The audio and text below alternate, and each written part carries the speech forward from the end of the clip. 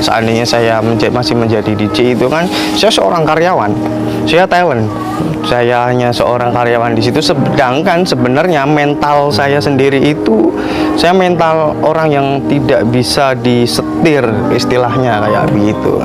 Jadi saya ingin berdaulat atas diri saya sendiri gitu.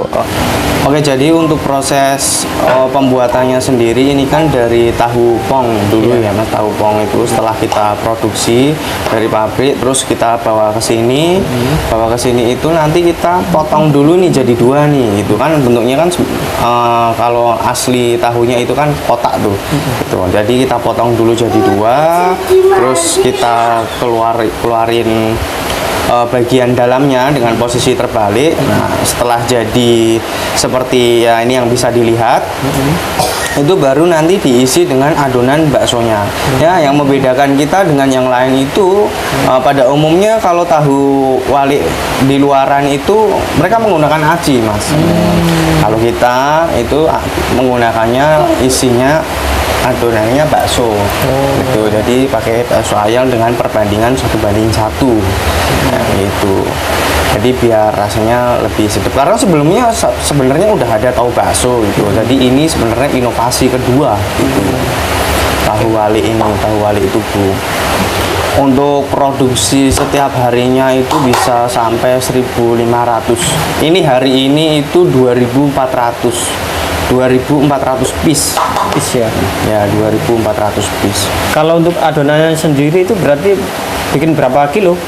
10 kilo. Untuk 10 kilo itu bisa jadi itu tadi 2.400. Ini kita produksi 10 kilo nih. Nah, estimasi nanti jadinya itu totalnya mungkin sekitar 2.400 sampai 2.500 piece. Setahun.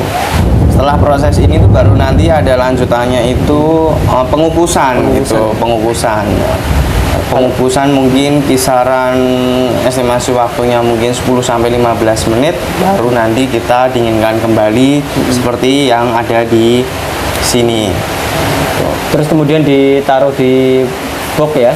Ya, kita taruh di tepak itu.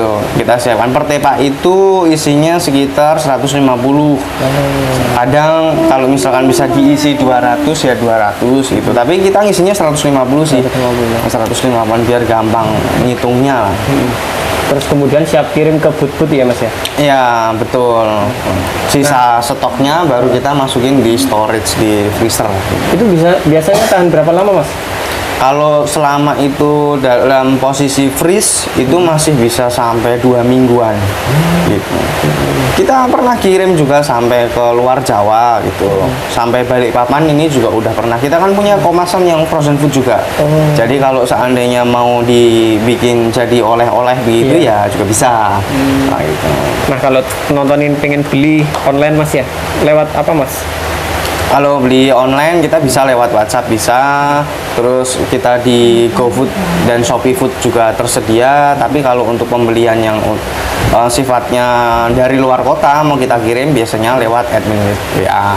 Di Instagram kami itu udah ada linknya di bio itu, jadi satu kali klik link nanti bisa milih nih kamu mau ke admin atau mau langsung ke Shopee ya. Terus di situ sudah tertera lokasi bootnya ada di mana juga sudah. Insya Allah udah lengkap semua lah. Assalamualaikum warahmatullahi wabarakatuh. Nama saya Dimas. Saya adalah owner atau sekaligus founder dari Tahu Wali Tugu. Sebenarnya Tahu Wali Tugu ini berawal dari Yogyakarta gitu, yang kita ekspansi ke Semarang. Saat ini kita outlet pertama kami berada di Undip Tembalang, tepatnya di Banjarsari Selatan. Tapi untuk progres selanjutnya ini sudah sedang ada pengerjaan beberapa franchiser yang sedang kita kerjakan juga.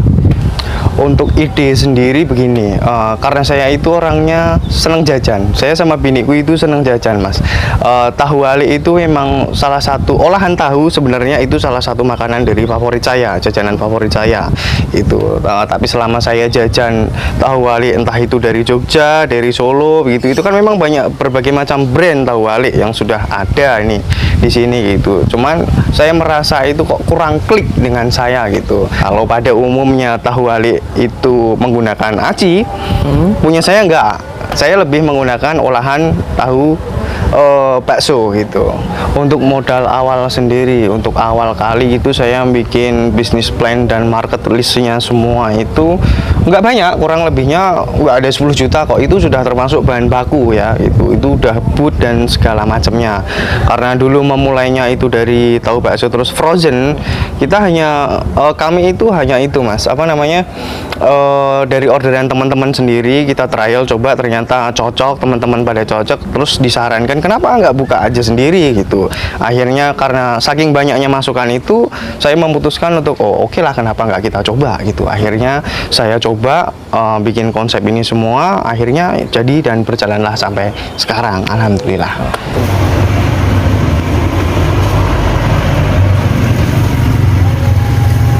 Dulu Mas Dimas itu sebelum memulai usaha ini tuh pekerjaannya apa sih Mas?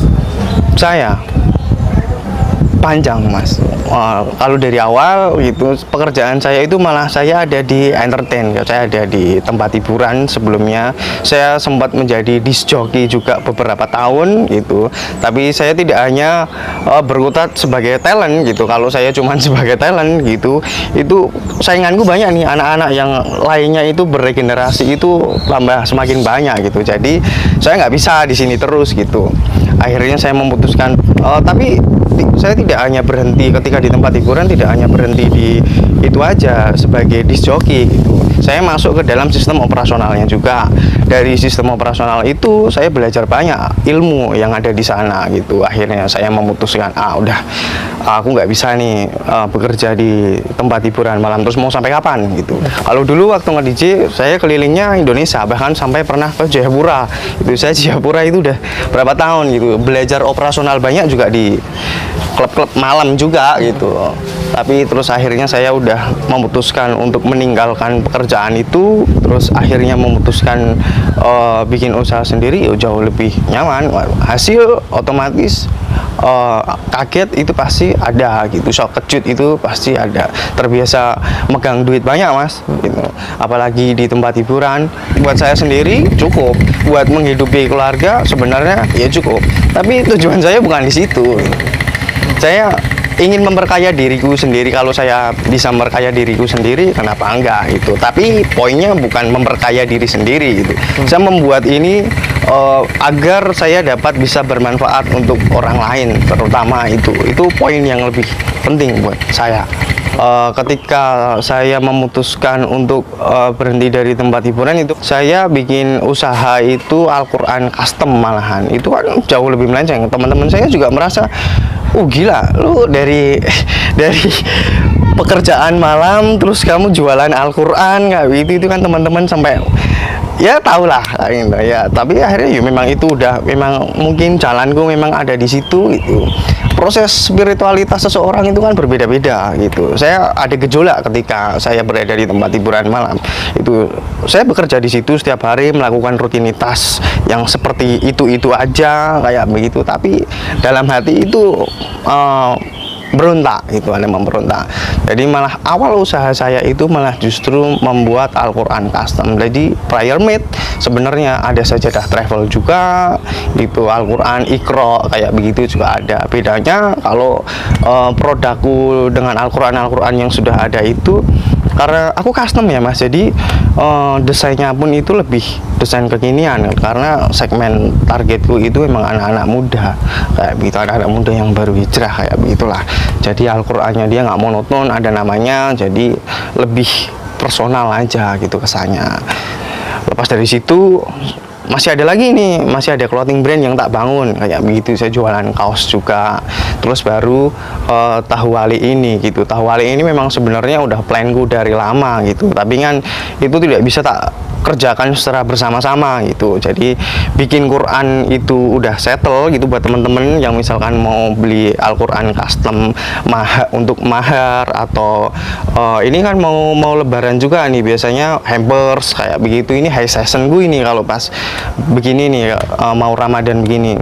Jadi setelah Al-Quran itu ada clothing brand, ada Habit Indonesia itu yang saya bangun, itu udah jalan semua, baru saya fokuskan untuk tahu walik tuku ini. Kalau misalkan mau franchise dan bergabung, bisa langsung ke Instagramnya Tahu Walik Tuku aja. Di situ di bio profilnya itu sudah ada linknya, tinggal bisa diklik link, nanti bisa langsung connect ke admin WhatsApp, nanti bisa langsung terhubung dengan saya, nanti bisa ngobrol langsung sama saya aja. Gitu. Sarannya itu beranilah untuk melangkah gitu. Semua pasti akan ada resiko, pasti akan ada yang kalian pertaruhkan gitu. Ketika kalian memulai untuk suatu usaha itu pasti akan ada yang kalian pertaruhkan. Itu entah itu waktu, tenaga, pikiran, materi, itu udah pasti. Kalau kalian tidak siap kehilangan poin-poin ini gitu, ya keberhasilan itu mungkin akan menjadi angan-angan aja. Nah, itu. Oke, terima kasih sudah menonton channel dari Indo Rasa 28. Semoga video dan konten ini bermanfaat untuk teman-teman semuanya. Jangan lupa kalau misalkan nanti yang pada ke Semarang ataupun mungkin penonton yang ada di Semarang mau mencoba Tahu Walik Tuku, bisa langsung datang di Banjarsari Selatan, Undip Tembalang kayak begitu. Semoga video ini bermanfaat. Saya Dimas, owner dari Tahu Walik Tuku, undur diri. Assalamualaikum warahmatullahi wabarakatuh.